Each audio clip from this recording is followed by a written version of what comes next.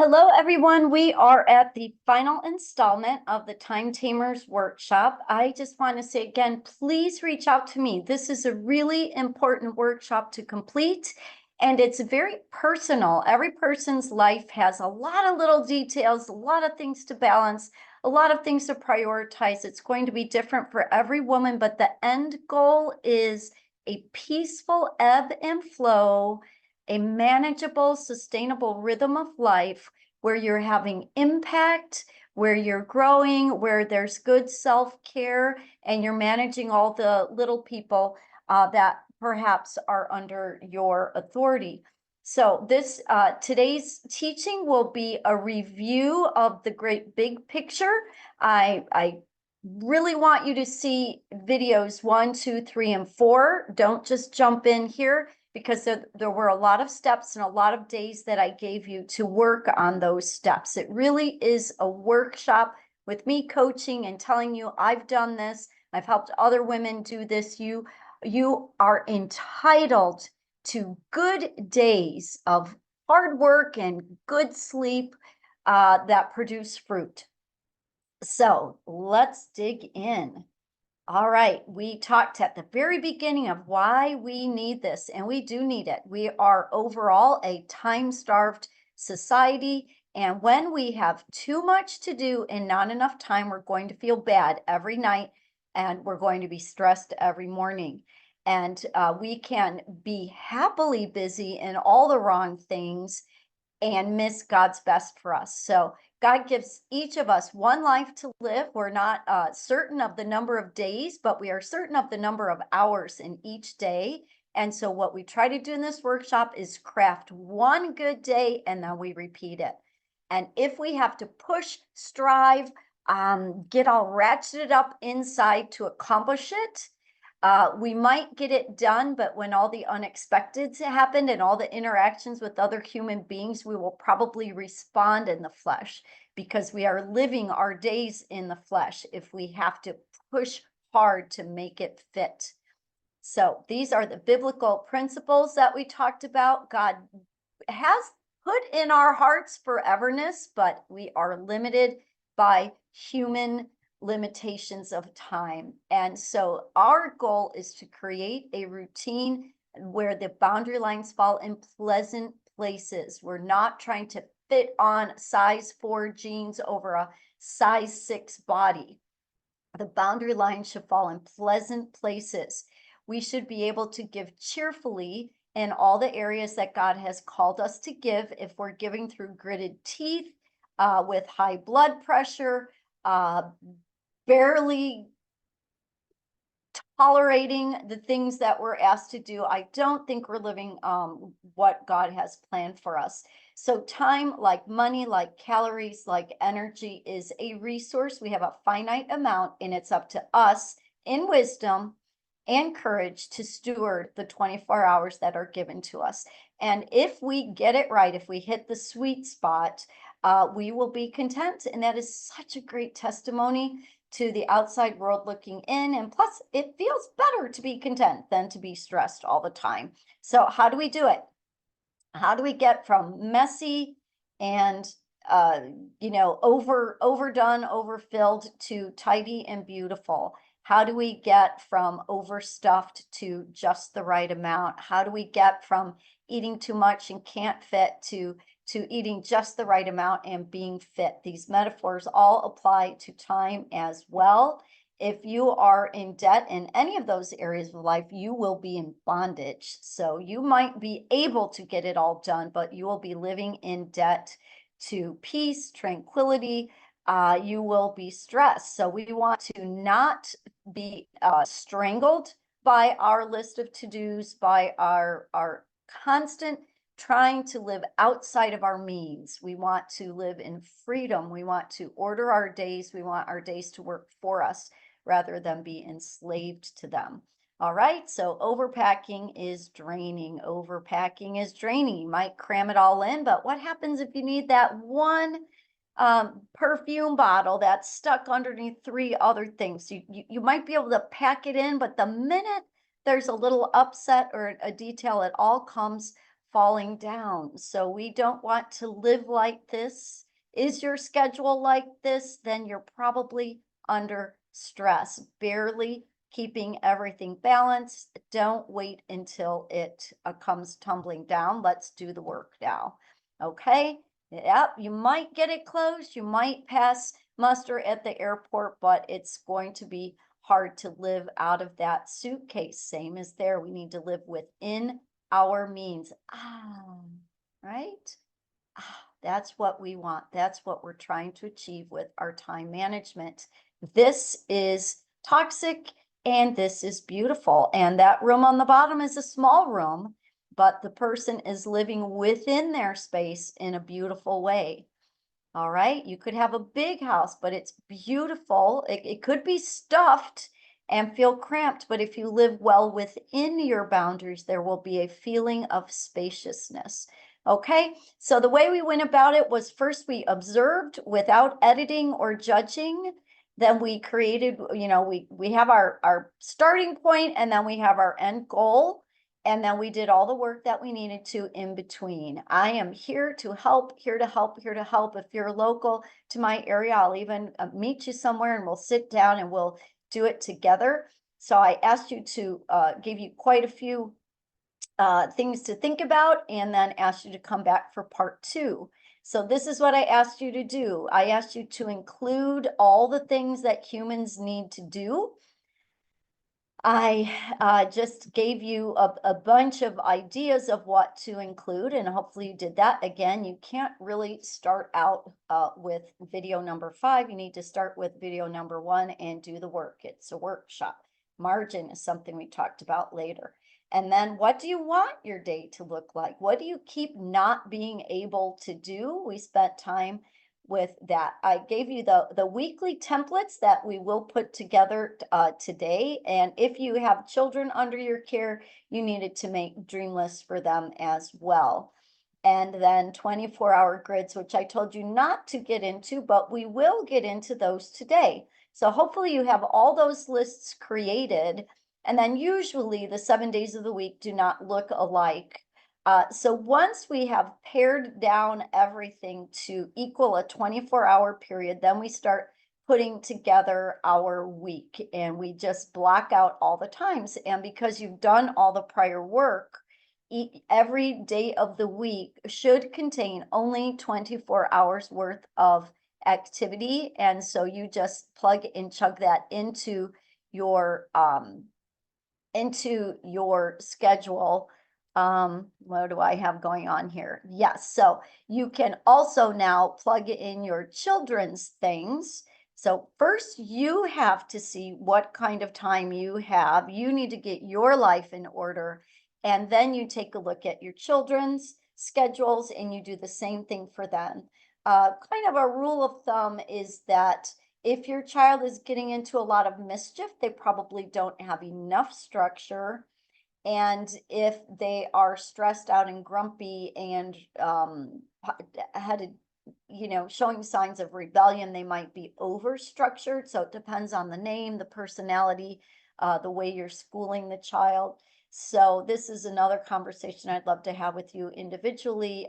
We homeschooled, so I had 5 children, and we were able to work out a way for all of us to be busy at the same time under the same roof. Okay, so you were supposed to brainstorm your dream day. You were supposed to observe your day and note where things went wrong. Keep adding dreaming. So you had dream lists for yourself, dream lists for your children. I wish they could learn. I wish they could do chores. I wish they could learn how to cook. I wish we could have reading time. And then you have monthly and weekly templates that you can use to plot out, because some things are not daily. They are, and when we were paring down what we could do in a day, sometimes we had to move a daily that's something we wanted to do daily to twice weekly or just weekly. Some things we just plain have to admit that for this season of life, we can only do it monthly. I recently was invited to be in a girls get together. I love girls get togethers. I love coffees with friends. I love relationship. I think Jesus was all about relationship. But right now, for the next couple months, while school's in session, HEARTCleanse is in session, I just can't, in good faith, add another thing. So I said, keep me on the list and I'll check in again in April, because when my other responsibilities start to settle down, because I don't want to say yes to things and then arrive stressed because I don't have enough time in the budget to give to one more activity. So we did a lot of praying about it, watching, dreaming, praying about it, watching, dreaming, checking, double checking, making sure we have margin in there, making sure we have commute times in there. And then you were to come back, and we did all that tweaking. The step of the first step of tweaking was add up all those items and make sure they come out to 24 hours. So it's almost like a Sudoku puzzle where everybody's list every day for everybody needs to equal 24 hours. That is step one, is get everybody's priorities and tasks and have to do's and grooming and eating and food prep and food cleanup, get all of that into to fit 24 hours. And then we like, this is what a family one would look like. This is what we had. I didn't do one for my husband. He was pretty predictable, took great care of himself. We homeschooled. This is just a sample that I got off the internet, but this is basically what it will look like. This person has half-hour intervals. That's what I did. I gave each child a color. I can't find any of my papers because I must have lent out my workbook. I've been kind of waiting for it to come back as I've been rolling out these videos, but I guess God is just testing me. Do you know what you're talking about? And I do, because I haven't had my workbook for any of this, but I love this topic because it's a biblical topic of stewarding well the time that God gives us. So this is what it would then look like if you had other people under your command. This is what ours looked like, but you might just have a full week for yourself. That's what I do for myself now, because my nest is largely empty. I'm only responsible for myself, but my job is a part-time, flexible kind of job. So for instance, I wanted to crank out these videos on Mondays, but once I saw the year plotted out, my Mondays, Tuesdays, Wednesdays are really, really full with work. And then Wednesday night, Thursday, and Friday tend to be a little bit looser. So I knew then that to not stress myself to come up with my Friday teachings, I would need to have them be Friday teachings instead of Monday teachings, even though oftentimes the weekends are free. There's just too much prepping for the rest of my life on Monday, Tuesday, Wednesday. And I really saw that when I mapped it out, because I do practice what I preach. I use this method. I'm a teacher and a Bible teacher as well. So every ministry year / academic year, before it kicks off, I during the summer, I pray very much and map out very much what my next year is going to look like. Okay, so the magic is the tweaking the time amounts before you put it into the schedule. And then ideally you try it. You try it for a week and then you're like, oh, wait a minute. No, the 4 o'clock, I didn't leave enough time for food prep. Or, oh, wait a minute. I tried it for a whole week and I never got to work out. Right. So then you have to keep tweaking. You might have to, there's no reason that number 3 is highlighted there, except that it's a slide from another teaching, but you need to tweak. You need to make your 60 minutes be 30 minutes or make your 15 minutes be 30 minutes. You have to keep reworking it. Usually I have to tweak once I start. Again, I was planning to put out Monday videos because I thought I'd spend the weekends making the videos, but it just really couldn't. It just doesn't make sense for me to add one more thing to be ready for on Mondays. That would make my Sundays not be very Sabbathy. So it might take some tweaking, but you're almost there when you roll it out, but just expect to have to do some tweaking. All right, so that's it. I'm your number one resource. I don't mean I'm your number one, the best one, but I mean I'm your biggest fan. I love seeing women find freedom when they manage their days well. But here are some other time taming resources. These are just life-changing books in my life.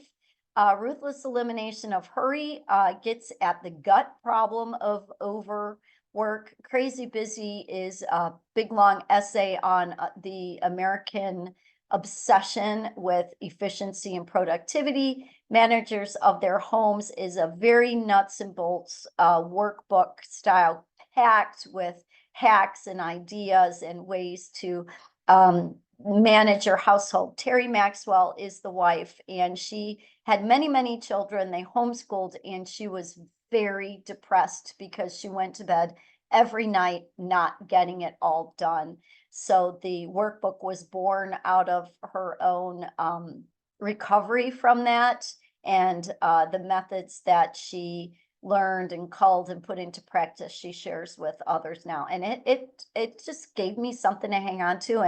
And like I said, I've shared that book with someone lately. It's old and worn because my children are all in their 20s now, but I still love to promote that book, and thank you, Maxwell family, for putting it out there. So, and then in our HEARTCleanse Foundations workshop, we time's not the only problem. There's a lot of reasons why people are stressed and overworked, and their homes are out of control. And in HEARTCleanse, taming our time is one aspect. I was really grateful to make this workshop, because in a HEARTCleanse, it's like one page of one module. In HEARTCleanse, we talk about joy busters, what kills our joy, and overbusy, overstressed is definitely a joy killer. So it's mentioned, and I give you like 2 pages about it. But the reason is because time management is often a symptom of other issues in the heart. And so it is part of the workshop. But here you have the books that I mentioned. If you're a visual girl like I am, there's John Mark Comer, Ruthless Elimination of Hurry, Crazy Busy by Kevin DeYoung. There's my well-worn Managers of Their Homes. That's kind of what my schedules would look like. I use sticky notes in different colors for each student, but that's the cover of the book. Great resources. My workshops are in session right now. I'm not taking any new participants until next fall, but I decided to just make the teaching tapes available. HEARTCleanse is going to be streamlined, and it's going anyway. There's a renovation going on in Foundations, which will it's going to kick off in late August of 24. But in the meantime, the original books and tapes to the teachings, if you want to do it yourself, yay you. So that's how you can get gain access to them. On August 1st, I'm going to retire everything that's out there for the Foundations workshop right now, but I thought I'd make it available to people. It's been trusty and used with many women, brought blessing and freedom to many women, but I am going to change it up a bit for the fall. But so for one last gasp, you can just kind of do it on your own. I prefer to do this with women, but anywho, since no one can join right now because we're in session. And don't underestimate the power of accountability, having someone that you sit down with, if not me, reviewing and making changes, constantly gauging, am I enjoying my life? Am I meeting the demands of my life? Do I need to change the demands in my life? We are alone responsible for managing the time that God has given us. And give your schedule, give the routine that you come up with time. Do it again and again and again before you do the tweaking, at least for a full week, I would say. Can't remember if there's one more. Concluding that, I couldn't remember if there's one more slide. Okay, so you've got one life to live, and you are the steward of that life. one day at a time is what we were working on. And then you repeat that one day at a time. But one day requires some crafting, right? Because a lot of things want to crowd out the more important things. God is the only one that we need to please. And so those are my concluding thoughts. You can do this. You've got this. And I hope to see you around. Oh, I can't remember if there's another one. Yep, that's it. Let me help. Okay, reach out to me. God bless you. I want to hear stories of freedom when you manage to get your routine to work for you rather than allowing it to enslave you.